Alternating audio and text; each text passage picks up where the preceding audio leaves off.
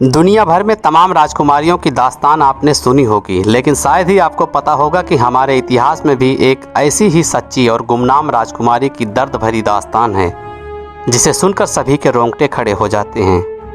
प्रेम, संगीत, नृत्य, मुशायरों के बदले जमाने ने इन्हें ऐसा मौत दिया कि राजकुमारी की रूह आज भी अपने अधूरे प्यार को पाने के लिए दिल्ली के सलीमगढ़ किले में भटकती है।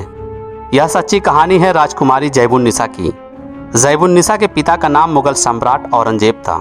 औरंगजेब की सबसे बड़ी संतान ज़ैबुन्निसा का जन्म 5 फरवरी 1639 को दक्षिण भारत के दौलताबाद में बेगम दिलरस बानो के गर्भ से हुआ था। बचपन से ही ज़ैबुन्निसा बहुत प्रतिभाशाली और होनहार थीं।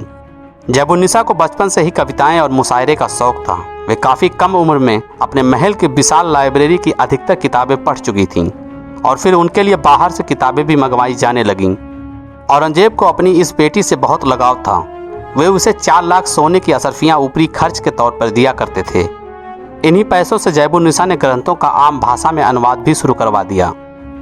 औरंगजेब के दरबार में मुशायरों पर प्रतिबंध की वजह से ज़ैबुन्निसा चुपके चुपके अदब की गोपनीय महफिलों में शिरकत किया करती थीं, जो औरंगजेब की मर्जी के खिलाफ था। ज़ैबुन्निसा के प्रेम के बारे में अलग अलग उल्लेख हैं।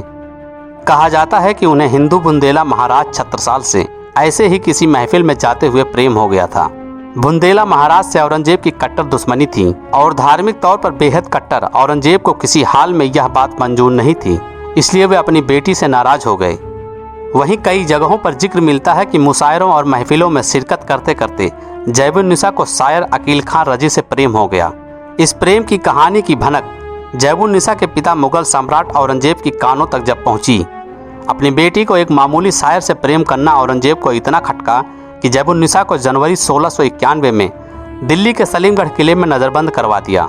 वहीं कुछ और लोगों की अलग राय है कि औरंगजेब के विरुद्ध शहजादा अकबर के साथ गुप्त पत्र व्यवहार करने के आरोप में सजा दी गई थी।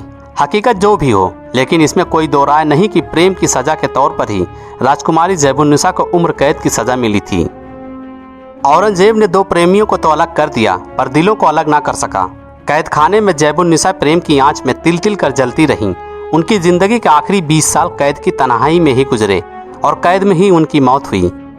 ज़ैबुन्निसा आजीवन अविवाहित रहीं। उनके प्रेम और विरह का अंदाजा इस बात से लगाया जा सकता है कि 20 सालों के कैद के दौरान उन्होंने लगभग 5000 गज़लें और शेरो शायरी की रचनाएं की, जिसका संकलन उनकी मौत के बाद दीवाने मख्फी के नाम से छपा।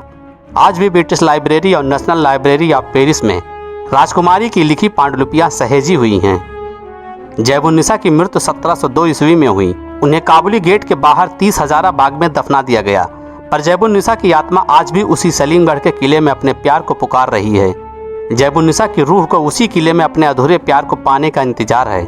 लोग कहते हैं कि ज़ैबुन्निसा की आत्मा आधी रात को अपने अधूरे प्यार को पुकारती है। लोग इस किला को भुतहा किला के नाम से जानने लगे हैं।